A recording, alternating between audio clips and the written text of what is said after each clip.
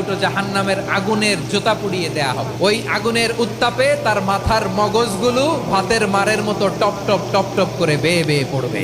জাহান্নামের অবস্থা এত ভয়ঙ্কর হবে, জাহান্নামের ভেতরে লক্ষ লক্ষ কোটি কোটি কাফির মুশরিককে দেওয়ার পরেও জাহান্নাম বলবে আরো আছে নাকি, আরো দাও, আমার ক্ষুধা নিবারণ হয় নাই। জাহান্নাম এত উত্তপ্ত হবে, জ্বলন্ত হবে, ভয়ঙ্কর হবে, জাহান্নামের এক অংশ আরেক অংশকে খেয়ে ফেলবে। আল্লাহু আকবার।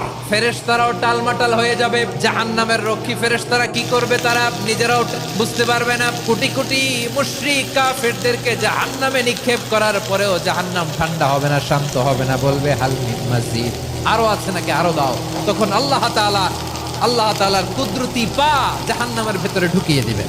দেওয়ার সাথে সাথে জাহান্নাম থেকে আওয়াজ আসবে, খত খত বিইজ্জাতিকা ওয়া বিকদরিক। আল্লাহ বিইজ্জাতিকা ওয়া বিকারমিক, আল্লাহ আপনার ইজ্জতের কসম, যথেষ্ট হয়েছে, এনাফ এনাফ। সুবহানাল্লাহ পড়তে পারলেন না মজা করে?